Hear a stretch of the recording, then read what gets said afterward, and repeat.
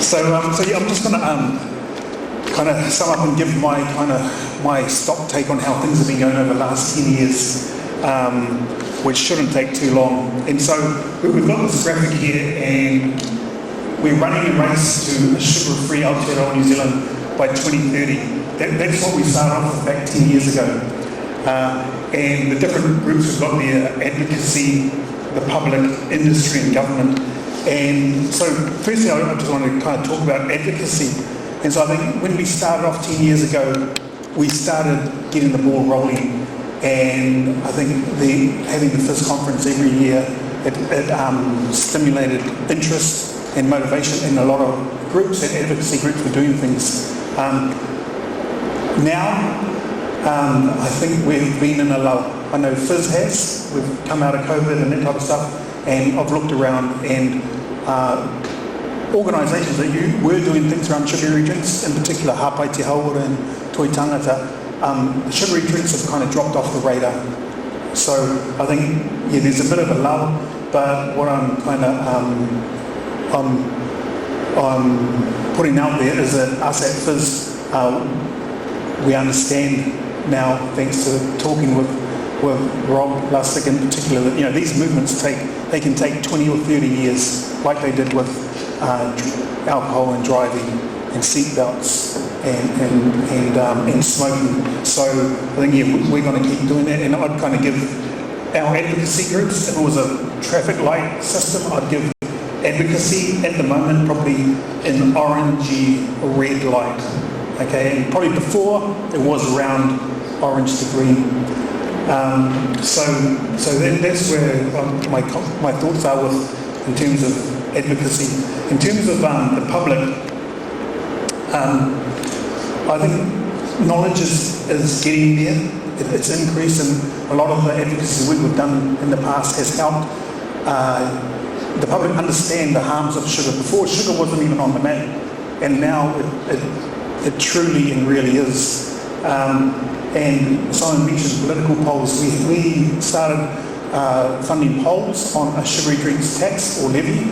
Our first one in 2014, there was 44% support for a tax on sugary drinks. Over the course of time, I think in 2020,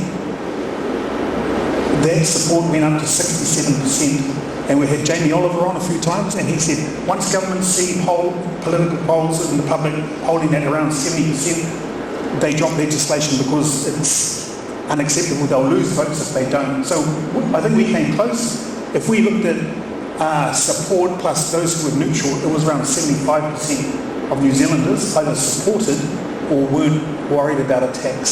So we've got out, and since 67%, our most recent poll, it had dropped down to 54% support. So it kind of feels like we've lost a couple of years traction.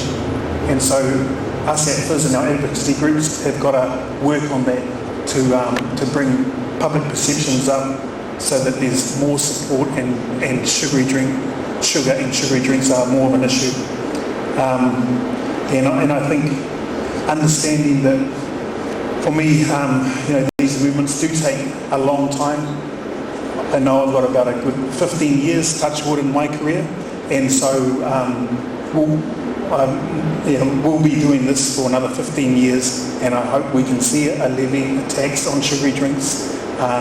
We've seen ministers of health come and go, and governments, but we need to be patient.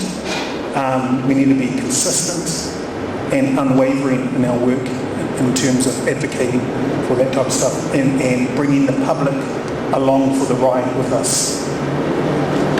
So I'd give our advocacy group, in terms of traffic lights, the public, an orange. So I see our public. Now in terms of industry, and so I'm a realist, and we have been, FIS has always acknowledged industry, and we accept that industry will always be part of this conversation. And you might say they're part of the problem, but also they can be, and they need to be part of the solution. And right from the very first symposium, Coke have had representatives, Karen, Thompson was there for many years, has attended every single symposium, and Coke are here today on Acknowledge Coke. They're here to listen to where we're at, and yeah, I think our issue is with the sugar in drinks. It always has been, and it will, and we want to see that sugar come down over time, and whether it's reformulation and reducing sugar or sugar-free options. And I have seen over the course of this time, there's a heck of a lot more sugar-free options of packaged drinks on the market. So I think that's a good thing. And we recently, it's a few years ago, published a paper. It was titled, "If Companies Can Do It, Why Can't the Government?" It's time to get sugary drinks out of schools. And so the industry do have an agreement where they won't sell directly to schools sugary drinks. However, there's no government legislation or regulation that stops shops or people who run the tuck shops from buying them not from the beverage maker but from the supermarket and bringing them in. So almost the policy that the industry has is stronger than what the government's got. It's not stopping it at the door. So that paper was written as an incentive to get water-only schools. At half I worked. I remember, Rob, I think you were working in the government saying, I think Chris Hitkins in Education might have read it. They're looking at something. Then there was a consultation on water-only schools. We were all happy. We thought, things are going to happen. In January 2023, the NAG National Administration Guidelines were being revised, and we all thought waters in schools is going to happen. Unfortunately, nothing happened again. So anyway, my point is I suppose for industry, I'd give, and there's a lot more industry can do, absolutely, but I think they are doing things, and I'd give them up orange and red light as well as us advocacy groups. Finally, my favourite group, the government. In one word, I suppose it's been frustrating, and I think for all health people, public health people, that's kind of common, and I'm accepting I could be frustrated for a lot longer, for another 10 or 15 years. When Jonathan Coleman was Minister of Health, we invited him every year. He always said no. They were up front. I don't think we could even get to meet him. With the new government coming in terms of sugary drinks, nothing was off the table. That was the front page of the Herald. Me and Simon, we celebrated, and Bodo and Robbie, things are going to happen. Unfortunately, nothing happened in 6 years, and that's just how things go. Not long ago, out of the blues, 2 nights ago, Shane Ritchie, Minister of Health, he gave a call interested in sugary drinks and some of the stuff. So I think that's a great thing. And I think that's maybe having symposiums and this type of thing, it raises the issue. And so I think we've always got to be optimistic, and so I'm open. I hope we can work through things for the benefit of our children in terms of water-only schools, a sugary tax levy, and better labelling. But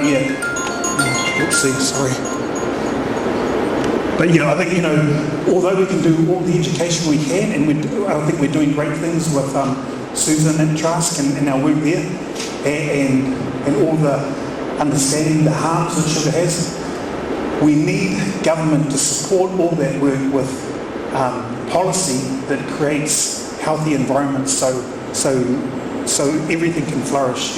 Without that, it's so much harder. So I really do thank Ruhana and Arena MPs for coming and being with us today. And I suppose you're hearing this, and I'm sure you will have your time in government. And when you do, we'll still be here. And so we'll be looking to you guys, and hopefully we can see some action on sugary drinks. I think. I suppose words to us. I think most of us here are here to do good. I think it's important just to hold the line. You know, like Helen Isles was saying earlier today, there's been a small reduction in sugary drinks, and that's a win. We're holding the line. Things could be better. We've got to keep going, and I think, yeah, just be persistent and persevere. So yeah, I'd give government red light. Unfortunately, the only red light, but I'm hopeful that things will change if we keep going, keep educating the public and raising awareness. So yeah, so that's my summary of our stock take. And so before we go, I just want to say a few thank yous. Yeah, in particular, I really want to thank our friends from the US, Rick and Rob. Thank you again, 10 years. It's great to see you guys here. Thank you very much. And I know for a few more days, I think we're going to have a good time over the next few days, and we really, really appreciate you all coming and sharing your vast knowledge on this topic. So thank you very much. I want to thank Dame Te Percival, our emeritus professor, who opened the day. She's an amazing woman and is always supporting good work and good causes like this. To all the speakers, thank you very much for being part of today. We really do appreciate all your discussions and your talks. And yeah, so thank you for your time and for your effort.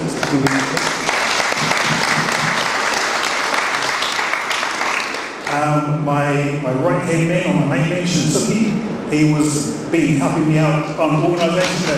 Suki, thank you very much.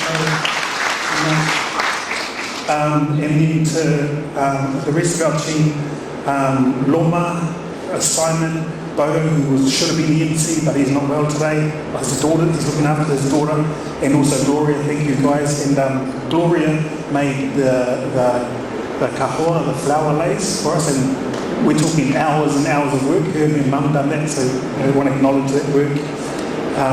Also to my family, Dad and Esther, Kita, Dega, and my niece and children. Thank you for supporting this, and also following my wife. Listening to you, Rob. Miriam is now an oral health therapist. And so, you know, your discussions really resonate. You know, and she's dealing with the effects of sugar. You know, and I think one child, I remember she talked to me about a 3-year-old had 20 teeth, and of those 20 teeth, 12 of them had dental caries on, and of course that's as a result of sugary drinks. So I think I have an appreciation, more so my wife, of what it's like for you. And it's, I think, you're dealing with teeth and kids who are coming to you in pain because of these drinks. That's where the rubber hits the road, you know. So thank you, Miriam. And finally, I just want to thank the audience very, very much. We've got your emails, and we'll be doing this year in, year out. We're going to keep pushing it, and so we'll be in touch early in the piece to let you know what's happening next and any results from this. So I think that about wraps it up. So just wish you all the very best for the rest of the day, and safe travels home, and my Lord will be with you. Thank you.